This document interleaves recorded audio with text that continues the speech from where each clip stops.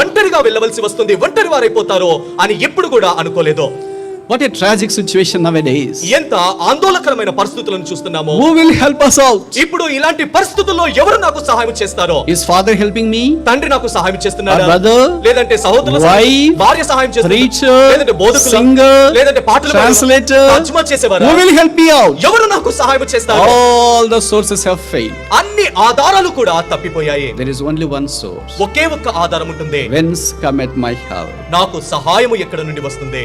I have only one source. నాకు ఒకే ఒక్క ఆధారం ఉంటుంది. That is God. అది దేవుడే ఉంటున్నాడు. He has every capacity to help me out. ఆయన నాకు సహాయం చేయడానికి సంపూర్ణముగా సామర్థ్యం కలిగిన వాడు. ఆ ప్రశ్న ఏంటి? Whence cometh my help? నాకు సహాయం ఎక్కడ నుండి వచ్చును? What is the answer here? ఇక్కడ రాయబడిన జవాబు ఏంటి? Verse 2. My help cometh from the Lord which made heaven and earth. 2వ వచనంలో యెహోవా వలనే నాకు సహాయం కలుగును, ఆయన భూమి ఆకాశములను సృజించువాడు.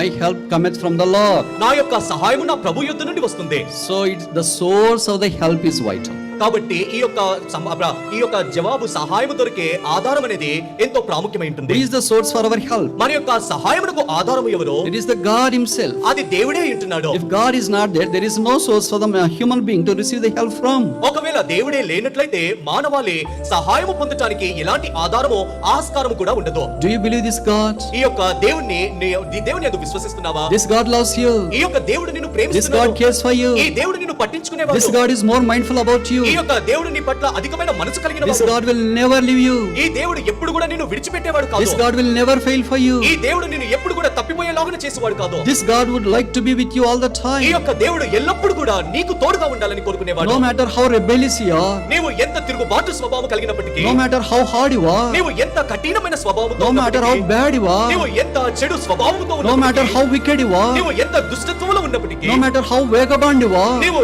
ఎంత దౌర్భాగ్యుడైనప్పటికీ, but here is a God that loves you. కానీ నిన్ను ప్రేమించే దేవుడు ఇక్కడ ఉంటున్నాడు. That God is Jesus Christ. ఆ దేవుడే యేసుక్రీస్తు ప్రభువు He ఉంటున్నాడు. loved you so much so that he came all the way from heaven down to you. ఆయన నిన్ను ఎంతగా ప్రేమించాడంటే పరలోకమును విడిచిపెట్టి ఈ లోకములోనికి నీ కొరకు దిగి వచ్చాడు. If parents die, your sons and daughters who are their siblings staying outside India can't visit them owing to so many restrictions nowadays. చూడండి, ఈ దినమున ఎవరైనా ప్రియులు విచారకరమైన విషయం ఏంటి? యేసుక్రీస్తు ప్రభువు అనుగ్రహించే ఈ రక్షణను నీవు తృణీకరించి పొందకుండా చనిపోయినట్లయితే నిత్య అగ్నిలోనికి నరకములోనికి నువ్వు వెళ్ళేవాడివిగా ఉంటావు. That day your caste can't come on the way.